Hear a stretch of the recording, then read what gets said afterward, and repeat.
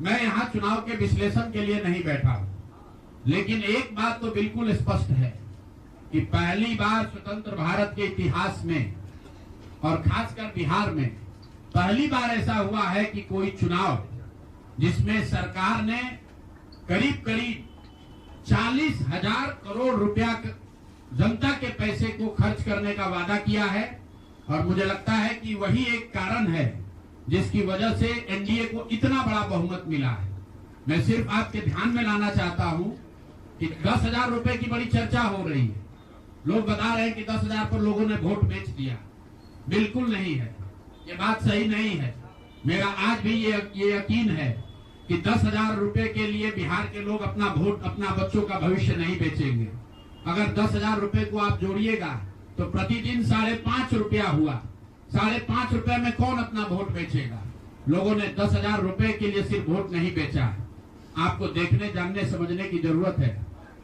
और इस पर ये बहस भी हो रहा है। सत्ता में जो लोग आए हैं वो कह रहे भैया हम तो सरकारी योजना चला रहे थे।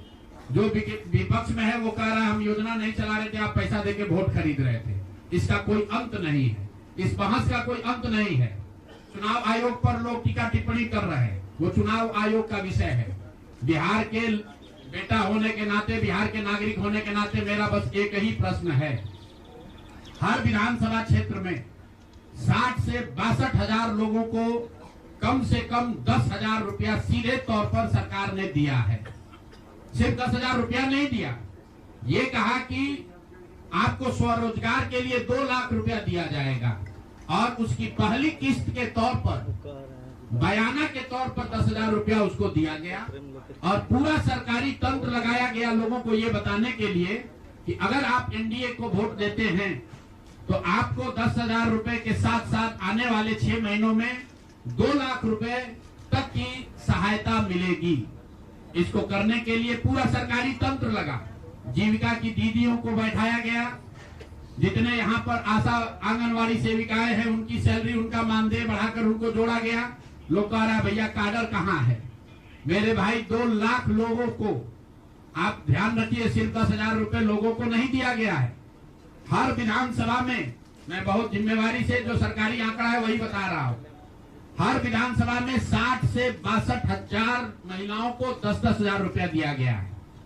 करीब करीब 1 लाख आंगनवाड़ी सेविका, आशा वर्कर और ममता की से जुड़ी हुई महिलाओं को करीब करीब सरकार ने 10,000 करोड़ रुपया अलग से दिया है। इसके साथ ही विकास मित्र और टोला सेवकों को 25,000 रुपया एक बार में, और जो लोग प्रवासी मजदूर बाहर से आए उनको 5,000 रुपया दिया गया है कपड़ा के नाम पर। तो कुल मिलाकर 29,000 करोड़ रुपया, करीब करीब 29,000 करोड़ रुपया बांटा गया है। 40,000 करोड़ रुपए की योजनाओं की घोषणा की गई है। अब हम यहाँ इसलिए नहीं बैठे हैं ये कहने के लिए कि इसी वजह से हम लोग चुनाव हार गए। मेरा अब सीधा सरकार से एक आग्रह है कि आपने 2 लाख रुपए देने का वादा किया है, जनता ने आपको मत दे दिया, अब आप सत्ता में बैठे हैं, तो कृपा करके जो 1.5 लाख महिलाएं, 1.5 करोड़ महिलाएं हैं जिनको आपने 10,000 रुपया दिया है, उन सभी महिलाओं को अगले 6 महीने में 2 लाख रुपए तक देने की व्यवस्था कीजिए। क्योंकि अगर वो हो जाएगा तो बिहार से बेरोजगारी दूर हो जाएगी, बिहार से पलायन बंद हो जाएगा। और अगर आपने ये नहीं किया तो ये बिल्कुल स्पष्ट हो जाएगा कि आपने ये 10,000 रुपया किसी योजना के तहत नहीं दिया था, सिर्फ और सिर्फ वोट खरीदने के लिए दिया था। तो वोट खरीदने के लिए पैसा दिया गया है कि किसी योजना के तहत पैसा दिया गया है, सरकारी योजना के तहत।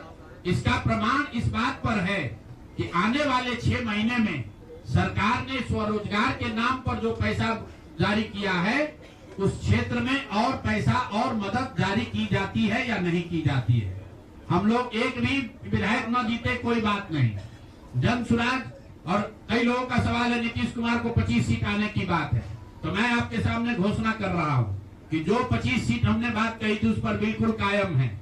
अगर नीतीश कुमार ने, उनकी सरकार ने ये वोट खरीदा नहीं है, इनको 2-2 लाख रुपए दे दे, मैं बिल्कुल राजनीति से संन्यास ले लूंगा, उसमें कहीं कोई दिक्कत नहीं है।